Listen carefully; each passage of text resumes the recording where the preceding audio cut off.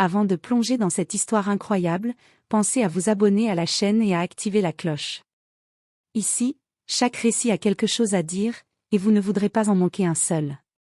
Ce soir-là, dans un restaurant chic du centre-ville, une femme noire vêtue simplement entra discrètement. Elle voulait juste dîner tranquillement après une longue journée de travail. Mais les regards méprisants du personnel la suivirent dès qu'elle franchit la porte. La gérante, une femme hautaine du nom de Madison Clark, s'approcha d'elle avec un faux sourire. « Je suis désolée, madame, mais toutes les tables sont réservées. » Pourtant, plusieurs tables restaient visiblement vides. La femme, Angela Brooks, resta calme. « Je vois pourtant plusieurs places libres. » Mais la gérante, d'un ton sec, lui répondit. « Ce restaurant est un lieu privé, et nous avons une certaine clientèle. Vous comprenez. » Humiliée devant tous les clients, Angela fut expulsée sans ménagement, sous les rires discrets de quelques témoins. Le lendemain matin, alors que Madison ouvrait le restaurant, une limousine noire aux vitres teintées s'arrêta lentement devant l'entrée. Un chauffeur en uniforme descendit et ouvrit la porte arrière. Tous les employés retinrent leur souffle quand un homme élégant en costume sortit du véhicule, accompagné d'Angela. Madison pâlit. Elle ne le savait pas encore, mais l'homme était le propriétaire du restaurant. Le soleil venait à peine de se lever sur la ville. Le restaurant, le Montclair, préparait son service du matin. Madison, la gérante, donnait ses ordres d'un ton sec comme à son habitude. « Et que tout soit impeccable, compris ? J'attends des clients importants aujourd'hui. » Elle ne se doutait pas que ce matin allait marquer la fin de sa carrière. Quelques minutes plus tard, le vrombissement discret d'un moteur luxueux attira l'attention de tous. Une limousine noire s'arrêta juste devant la porte vitrée du restaurant. Les employés se figèrent, intrigués. Le chauffeur descendit et ouvrit la portière arrière. De la sortit un homme imposant, la cinquantaine, vêtu d'un costume gris sur mesure. Ses lunettes sombres et son port de tête inspiraient le respect. À son bras, se tenait Angela Brooks, la même femme que Madison avait humiliée la veille. Les murmures se propagèrent comme une traînée de poudre. « Attends, c'est elle, non ? Celle d'hier soir ? » ?»« Oui, c'est bien elle. » Madison s'avança, confuse mais toujours arrogante. « Bonjour monsieur, bienvenue au Montclair. Avez-vous une réservation ? » L'homme retira lentement ses lunettes et la fixa d'un regard froid. « Une réservation ?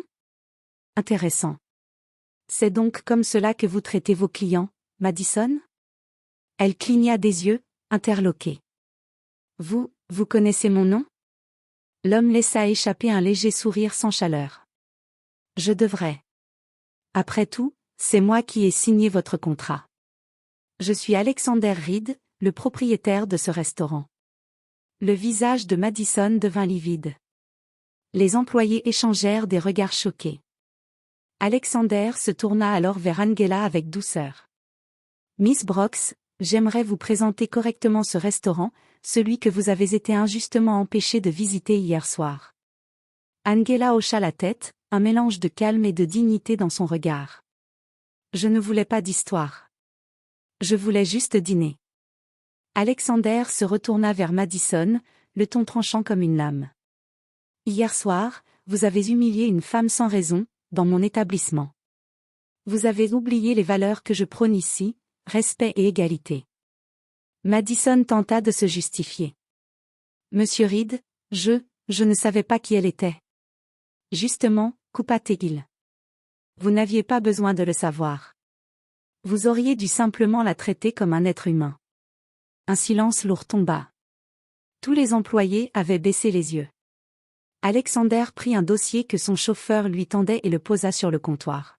« Madison Clark, vous êtes officiellement renvoyé.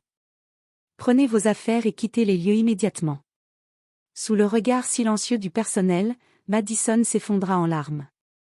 Elle n'avait jamais imaginé que la femme qu'elle avait méprisée serait accompagnée du propriétaire lui-même. Pendant ce temps, Alexander tira une chaise pour Angela et lui dit. « Cette fois, madame, je vous invite personnellement à prendre votre petit déjeuner ici. » Angela sourit timidement et répondit. « Merci, mais je crois que votre geste vaut déjà bien plus qu'un repas. » Et tandis qu'elle s'asseyait, Tous les employés la saluèrent avec respect. Ce jour-là, le restaurant, le Montclair, changea pour toujours. Le restaurant était silencieux. Les employés, encore bouleversés, s'affairaient doucement en évitant tout bruit inutile. Angela, assise à une table près de la grande baille vitrée, observait la ville s'éveiller. En face d'elle, Alexander Reed restait pensif, une tasse de café à la main. Il la regardait avec une émotion qu'il peinait à dissimuler. « Vous ne vous souvenez pas de moi, n'est-ce pas, Miss Brooks ?» Angela releva la tête, surprise. « Vous ? Non, je ne crois pas. Vous semblez pourtant familier. » Alexander esquissa un sourire nostalgique. « C'est normal. Il y a plus de 20 ans, j'étais, bien loin de tout ça. Pas de costume, pas de fortune. Juste un jeune homme sans abri que tout le monde ignorait. » Angela fronça les sourcils, intriguée. « Un sans-abri ?» Il hocha la tête lentement. « Oui. Un soir d'hiver, affamé et malade, j'étais assis devant une petite église. Une jeune femme m'avait alors offert une soupe chaude et m'avait parlé avec bonté. Elle m'avait dit, « Ne laisse jamais la haine des autres éteindre la lumière que tu portes en toi. » Angela sentit son cœur battre plus vite. Ces mots, elle les connaissait. Elle murmura. « C'est ce que ma mère disait toujours. » Alexander sourit doucement. « Votre mère s'appelait Martha Brooks, n'est-ce pas ?» Angela porta une main à sa bouche, les larmes montant à ses yeux. « Vous la connaissiez ? Elle m'a sauvé la vie, Angela. Après cette nuit-là, j'ai juré que si un jour j'avais les moyens, je construirais quelque chose en sa mémoire. Ce restaurant, c'est en grande partie grâce à elle qu'il existe. » Un silence ému s'installa. Angela avait les yeux pleins de larmes, bouleversée. « Vous avez bâti tout ça, pour remercier ma mère ? » Oui. Mais je ne savais pas qu'elle avait une fille, encore moins que le destin vous ramènerait ici. Angela se leva et lui prit la main. Elle aurait été fière de voir ce que vous êtes devenu. Elle croyait profondément que chaque bonne action finit par revenir vers nous. Aujourd'hui, je comprends pourquoi je suis venue ici. Alexander hocha la tête avec émotion. Et moi, je comprends pourquoi je n'ai jamais pu oublier son regard. Vous avez les mêmes yeux qu'elle. À cet instant, les portes du restaurant s'ouvrirent doucement.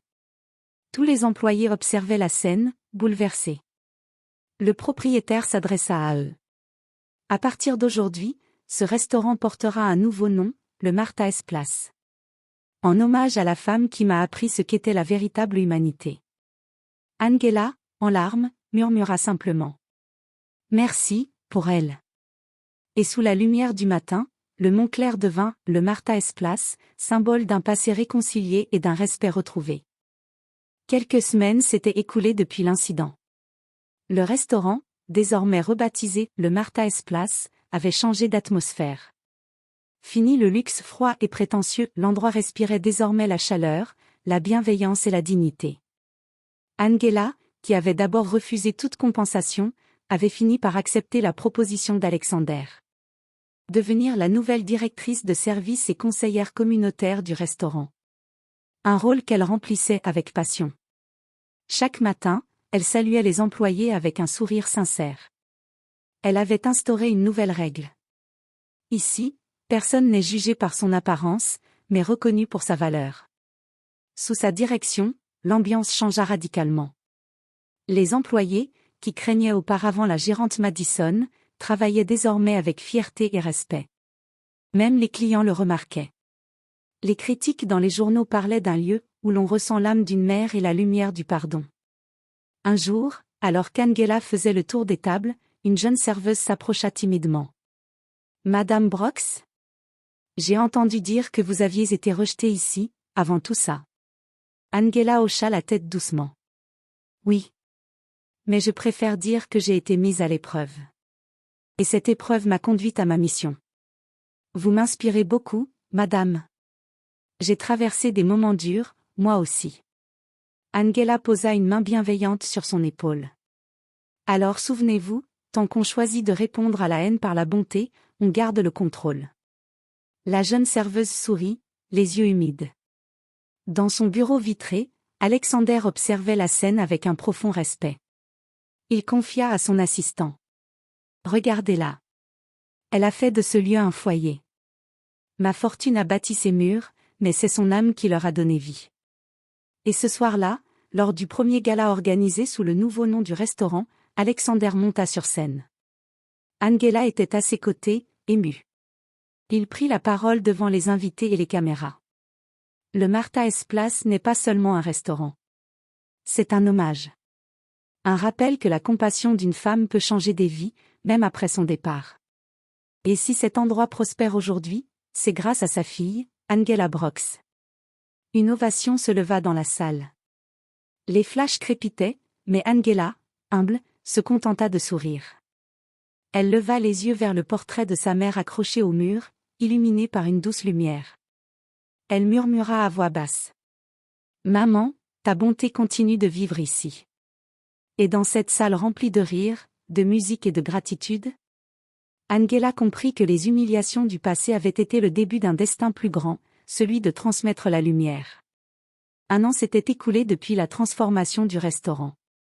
Le Martha S Place était devenu un symbole d'espoir dans toute la ville. Des journaux, des associations et même des écoles venaient y organiser des dîners solidaires. Angela Brox avait su faire de ce lieu une maison du respect et du pardon. Mais ce matin-là, une silhouette inattendue franchit la porte d'entrée. Les employés échangèrent des regards surpris. C'était Madison Clark, l'ancienne gérante. Son allure avait changé, plus de tailleur chic, plus de maquillage tape à accent grave l'œil. Juste une femme fatiguée, le regard bas, tenant une enveloppe entre ses mains tremblantes. Angela la reconnut aussitôt. Un silence lourd tomba dans la salle. Tous attendaient sa réaction. Madison s'avança lentement, sa voix brisée. « Madame Brox, je ne viens pas pour déranger. J'ai juste besoin d'un travail. N'importe lequel. » Angela resta immobile quelques secondes. Elle revit, comme un écho, la scène d'un an plus tôt, la voix arrogante de Madison, les regards humiliants, la colère silencieuse qu'elle avait dû ravaler. Mais aujourd'hui, son cœur avait changé. Elle prit une profonde inspiration et répondit calmement. « Asseyez-vous, Madison. Vous semblez avoir besoin de parler. » Madison obéit, les yeux pleins de honte. « Après mon renvoi, plus personne ne voulait de moi. J'ai tout perdu. Et le pire, c'est que je comprends maintenant ce que j'ai fait. J'ai jugé les gens sur leur apparence, sur leur peau, sur rien.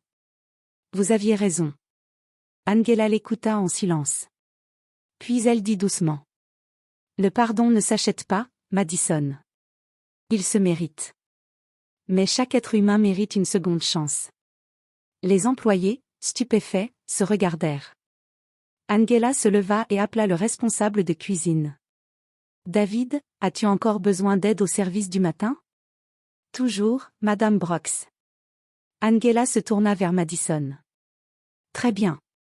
Si vous êtes prête à recommencer humblement, le Martha S Place vous ouvre ses portes. Mais ici, tout le monde est traité avec respect.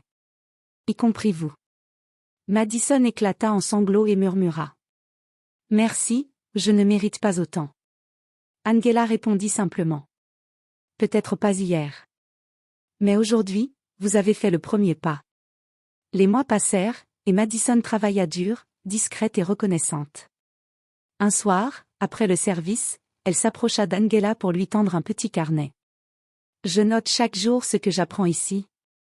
Ce lieu m'a réappris à être humaine. » Angela sourit.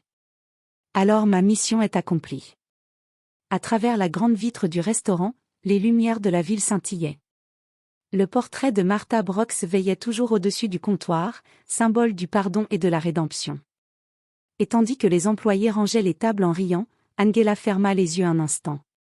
Elle sentit la paix qu'elle cherchait depuis des années. Le véritable pouvoir n'est pas de se venger, pensa-t-elle, mais de transformer la haine en lumière. Ainsi se termina l'histoire d'une femme humiliée, devenue l'âme d'un lieu où la compassion avait remplacé la rancune. Et chaque matin, sur la porte du Martha S Place, on pouvait lire une plaque gravée. Ici, tout le monde a droit à une seconde chance.